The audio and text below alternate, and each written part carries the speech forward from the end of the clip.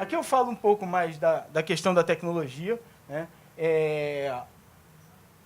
Eu não vou explicar o diagrama, mas, basicamente, o conceito aqui, as empresas, elas procuraram, num primeiro momento, implementar como sistemas esses procedimentos e esses processos de maneira centralizada. Tá? Só que essa estrutura centralizada ela não atende mais a essa nova realidade. Eu vou dar um exemplo aqui no segmento de seguros.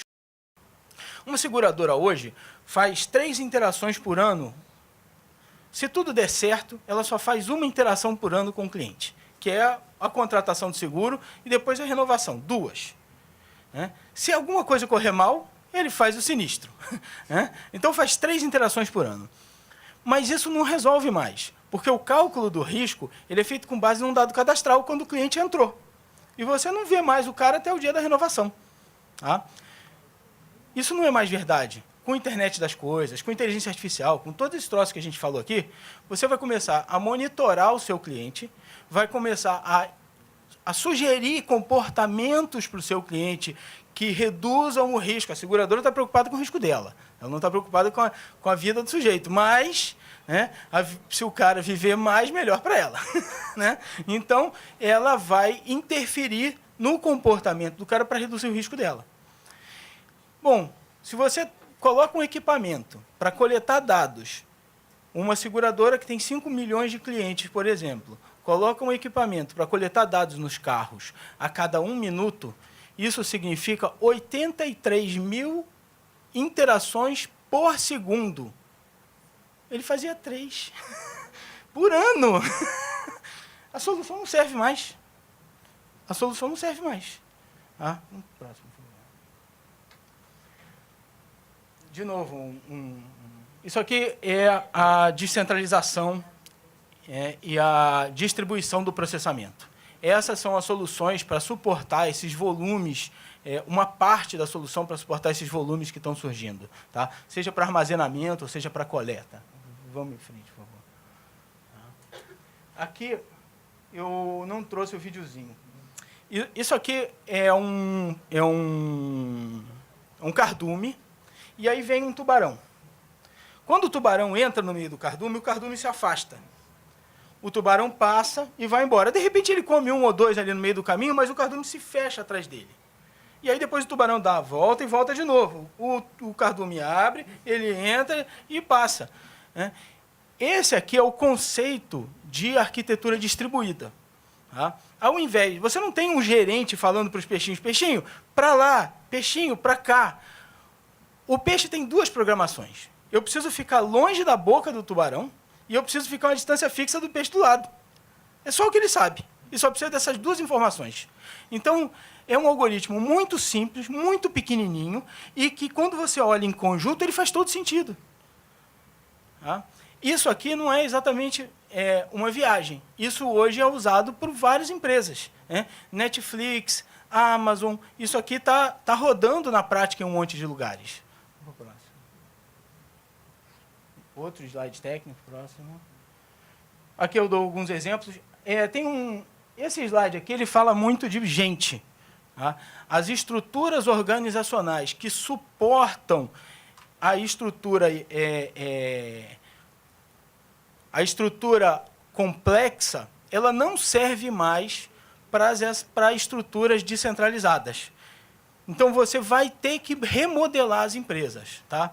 Talvez eu devesse ter colocado um outro exemplo aqui, porque tem alguns papers escritos a respeito da Spotify, de uma estrutura descentralizada de equipe. Então, você não tem mais uma estrutura hierárquica. Você tem vários grupos que interagem entre si, e o que é importante é a normalização da comunicação entre eles. Tá? Então, a estrutura organizacional muda para poder responder rápido a essas novas mudanças. Próximo. Acho que o próximo é da Netflix. Aqui é tecnologia. Isso aqui é um troço interessante. Quase tudo aqui é open source. Tá? De novo, estrutura de colaboração, de comunicação, a gente já vê pouquíssimas investimentos em tecnologias fechadas. Essas tecnologias fechadas estão migrando para infraestrutura, por exemplo, a AWS da Amazon, ou então para venda de tecnologias de ponta, como a inteligência artificial vendida pelo Watson. Mas não é mais a compra de uma plataforma, um servidor web, não é isso. Tá? Próximo. Tá? Nessa evolução da tecnologia para a descentralização, o que a gente começa a observar é que esse processamento está indo para as pontas, está indo para os celulares, está indo para o computador de bordo do carro, ele tá indo cada vez para o relógio. Né? Esse relógio aqui é um exemplo. Esse relógio aqui ele tem um sistema operacional e ele custou $20. Tá? Ele fala com o meu celular, ele me avisa quando chega a mensagem, ele me diz se eu dormi bem, quanto eu andei, quantos quilômetros eu andei, fala um monte de coisa. Minha pressão, a pressão não, mas o batimento cardíaco, ele mede um monte de coisa. Tá? Isso aí, integrado com sistemas de saúde, vai começar... São equipamentos baratos, equipamentos de $20, tá? E com preço caindo, cada vez com capacidade de processamento maior e com menos consumo de bateria. A bateria desse equipamento aqui dura 2 semanas. Tá? Então, são soluções que têm surgido e que têm causado a distribuição dessa comunicação. Próximo. Tá? Essa nova estrutura, ela exige novas soluções, novas estruturas de relacionamento entre as pessoas para suportar essas mudanças. Tá? Então, a gente vai ter que começar a pensar de um jeito diferente do que a gente está acostumado a pensar. Agora, relacionando... vou falar um pouquinho, rapidamente, da nossa experiência na Pirotecnologia. A gente tem muitos estagiários e alguns ex-alunos da UERJ lá com a gente. Tá? E o que a gente percebe nesses garotos é que a primeira, eles sofrem um choque quando saem da academia, né, e vão para a realidade. Né? Primeiro porque a gente presta serviço para grandes empresas. E quando você chega numa empresa dessas, que tem os processos internos extremamente bem estruturados, você tem rigidez nos procedimentos, isso é muito difícil para eles se adaptarem. Então, do ponto de vista comportamental, do ponto de vista tecnológico, a gente tem projetos hoje que, de um lado, eles interagem com COBOL e, do outro lado, eles estão fazendo interação, é o mesmo sistema, tá? Criando a comunicação entre um COBOL, um software de 30 ou 40 anos de idade, tá? Fazendo interação com Node.js e com tecnologias distribuídas, usando Docker e usando outras coisas mais avançadas. Uso, eventualmente, até de inteligência artificial, de Big Data. Então, um mesmo projeto vai de um lado, de um extremo ao outro. Isso é bem complicado. E o ecossistema para suportar isso aí é difícil, porque você vai ter que ter na equipe... Eu tive uma vez uma reunião com um diretor de uma seguradora, o que ele me disse foi o seguinte: o meu maior problema de equipe é a aposentadoria, porque os softwares eram feitos em COBOL e as pessoas eram muito antigas. Tá? Então, a substituição e a interação dessas pessoas jovens com essas pessoas mais experientes é muito difícil. Tá? Hoje, na PRIO, a gente tem feito um programa de treinamento para as pessoas que chegam na empresa. Tá? Então, eles passam algum tempo fazendo trabalhos internos e conhecendo a realidade das empresas, e depois de algum tempo eles começam a interagir com esses clientes. Né? Então, um treinamento desse dura mais ou menos uns 2 anos. Existe o pessoal que vem da UERJ é muito bom, mas existem muitas lacunas no conhecimento que a gente precisa preencher para que as soluções sejam adequadas para o mercado. Tá? Então, a gente tem procurado complementar essas informações, tá? Complementar essa formação, vamos dizer assim. Tá? Eu acho que é isso aí. Queria agradecer o convite. De novo, professora Marinisa, professora Isabel. Tá? Muito obrigado. Parabéns pela apresentação. Acho que a principal preocupação é com a obsolescência não só de equipamentos, como de pessoas, né, como você colocou. E pelo que você passou a mensagem, a gente não tem que se preocupar com os jovens, que eles sabem aonde eles vão procurar, que tipo de mercado de trabalho está se formando. O problema é essa grande massa de população, né, que não vai quebrar ali o celular, como você mostrou ali. Então, o que fazer com isso? Porque isso vai ter um impacto social muito grande, né? Então, eu queria que você colocasse qual o papel que a universidade pode ter em interação com empresas como a sua para tentar minorar esse problema. Quer dizer, resolver o problema do taxista, resolver o problema dessas pessoas que trabalham com COBOL, por exemplo. Bom, com relação a... Eu acho que o problema não vai ser resolvido na universidade. O problema ele está lá na educação básica. Lamentavelmente, a gente tentar resolver o problema no final da formação, eu acho que já passou do ponto. As pessoas vão precisar de tecnologia para trabalharem. O trabalho braçal ele vai ser desnecessário, cada vez mais.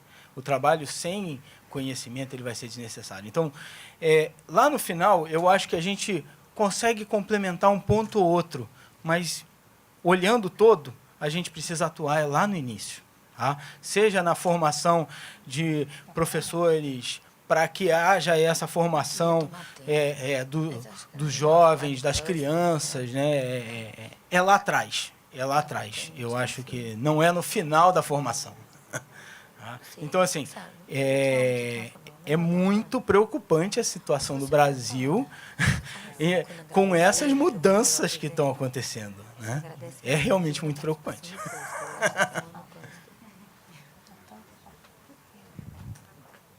Mais alguém tem alguma dúvida? Bom, eu sou professora da casa, no momento estou na sub-reitoria de graduação, portanto, responsável pelos cursos de graduação da nossa universidade. E durante 8 anos eu fui diretora do CETREINA, onde essa amostra de estágios, que começou pequenininha, um grãozinho, e se transformou nessa coisa maravilhosa que ela é hoje, está alocada. Quando você fala que a situação é muito preocupante, e ela é preocupante, a gente não está falando da terminalidade que é o curso superior. Você mesmo apontou que a questão dos anos iniciais é fundamental e nós temos uma escola ainda muito precarizada e muito atrasada, né? E com isso a formação dos professores também. A culpa não é da escola, a culpa não é dos professores. São políticas públicas de Estado para a educação que são absolutamente distorcidas e inviabilizam esse novo caminhar para um mundo novo, né? Que está aí, não é para trás, está aí na nossa frente. Bom, então o que acontece? Na época que eu estava diretora do CETREINA, esse contato que vocês colocam agora e essas necessidades da formação o estágio ao longo de todo o curso, ele é fundamental mesmo. Mas a universidade ela não é a única responsável pela formação dos seus estudantes. Eu acho que esses parceiros, esses atores sociais, públicos e privados, também são parceiros importantíssimos. Então, seria muito importante que isso que você apontou agora, e no passado outras empresas também levantaram, que vocês nos trouxessem, né, para que a gente mudasse, inclusive, ampliasse esse escopo curricular que é oferecido na formação dos nossos estudantes, até essas questões que vocês acham que são complicadas na formação e que nós precisaríamos avançar.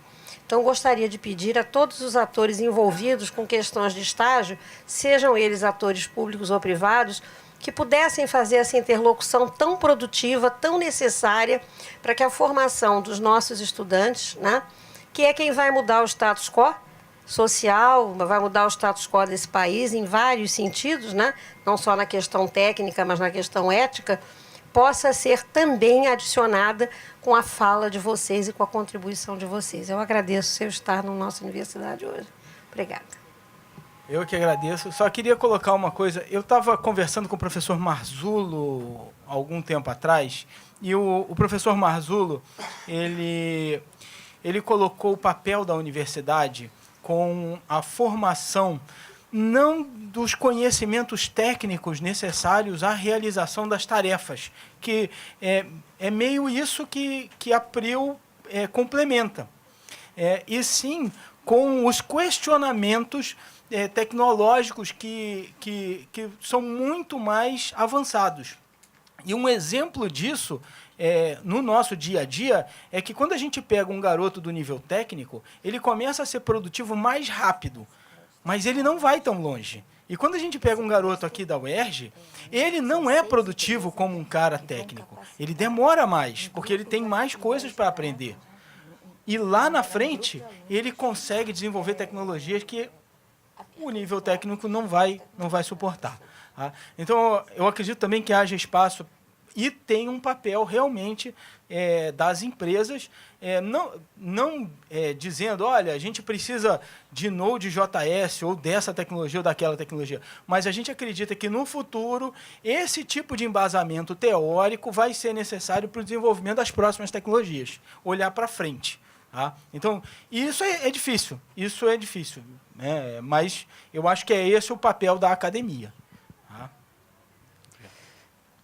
Eu só vou colocar, a Prio é uma empresa que, uma das parceiras do cluster que nós estamos colocando dentro do Departamento de Inovação, que é um grupo de empresas com 6 áreas, onde elas vêm para capacitar um grupo de alunos nessas novas tecnologias. De uma forma geral, é isso. Então, assim, na verdade, o que a gente tem que privilegiar, e com esse workshop de empreendedorismo a gente vem também falar, inovar é a solução, inovar, inclusive, nas parcerias. A questão é ser parceiro. E eu coloco bem essa questão e essa palavra, porque parceiro significa que os dois lados estão ganhando alguma coisa. Os dois lados, essa sintonia, ela é benéfica. Nem você está usurpando o outro e nem você está privatizando o outro. A gente tem aí a questão do melhor dos dois mundos. E quando a gente fala que a gente está vivendo um momento de situações muito críticas, todo mundo teve que abrir a sua porta. Não só as instituições públicas, mas as privadas também. Porque sem essas parcerias, elas também não sobreviverão. Então, é nessa parceria que a gente vai ganhar muito. Não só a academia, mas os alunos, principalmente, com o mercado de trabalho sendo mais direcionados, tendo uma visão melhor desse mercado, frutificando e dando espaço para que outros venham também. E que novos parceiros sejam inseridos, e isso é muito importante. Tem alguém mais alguma pergunta? Não? Muito obrigada, Eduardo.